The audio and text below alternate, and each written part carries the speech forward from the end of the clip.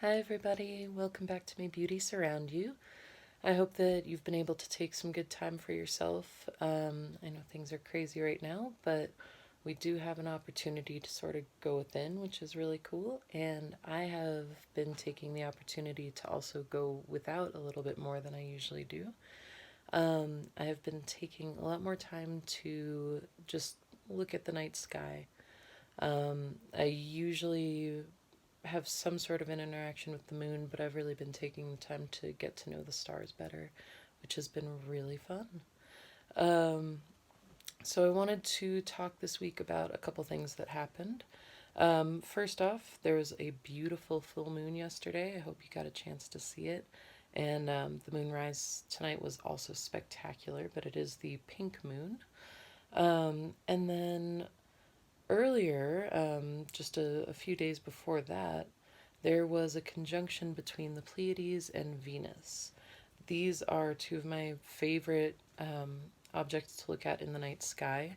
Venus is, of course, the Roman goddess of love and beauty, and just a fascinating character all around. And the Pleiades have been interesting to humanity for as long as I think we've been around, really, as long as we've been harvesting things, essentially. The Pleiades formed the first star calendar that humanity used, or at least the most prevalent star calendar used by humanity at first. And the reason for that is the the way that it orbits with the Earth. It actually disappears from sight for months at a time. So in around April, the Pleiades actually go out of our sight, and that signified for a long time, and for some people still today, signified a time to start planting seeds and getting your gardens ready, getting your fields ready. And then they reappear around midsummer, actually. Um, and that sort of signifies that, we're halfway through it, that, we're getting to the hottest point. And then they start rising with the moon around November, and that usually signifies that it's time to harvest whatever you've been planting. So they've been a part of human consciousness for a long time. Um, if you Google the Pleiades, you will certainly find loads of information about the Pleiadians, who are supposedly a race of aliens who really love humanity and have supposedly helped humanity out for a very long time. I'll let you, you know, think about that. If you're interested in it, research it. It's really fascinating. Um, but there have also been people throughout history who have worshipped the Pleiades in other manners. So there is a group of French poets, and have actually been quite a few groups called La Pléiade.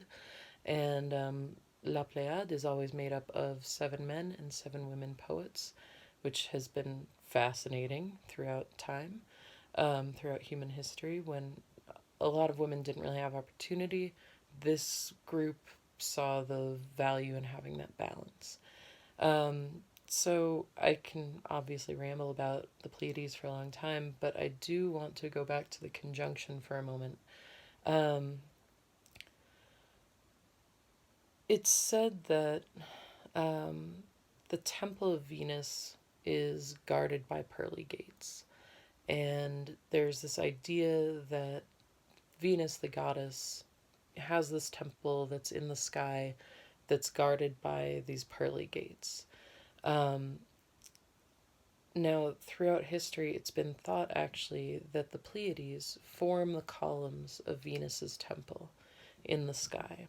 So to have the Pleiades in conjunction with Venus right now, it just seems sort of magical to me, almost as if Venus was peering down at us from her temple. And that conjunction also coincided with a conjunction between Jupiter and Pluto. And if you go back to mythology, then you're looking at Zeus and Hades, Jupiter and Pluto. Um, and in that sense, you've got these two brothers who are having this meeting, and they both play a huge role in humanity's successes and failures. And then you have Venus looking down at us from her temple. So it's just kind of a magical thing. I like to think that Venus was kind of watching out for us this last week. And if there was truly a meeting in the sky of these energies, I really hope that Jupiter and Pluto have our backs this time. Anyway, I love you all so much. I really hope that you're taking some good time for you. Um, Try not to worry too much and just be positive. And the more of us out there who know that we're going to get through this and who are being really positive, the sooner we're going to actually get through this. So keep an open heart, and as always, may beauty surround you, beauty before you and behind you, beauty above you and about you, and may your journey home be on a trail of peace. Happily may you return. Thank you so much. Look up at the skies and, find things to enjoy every day. Thank you.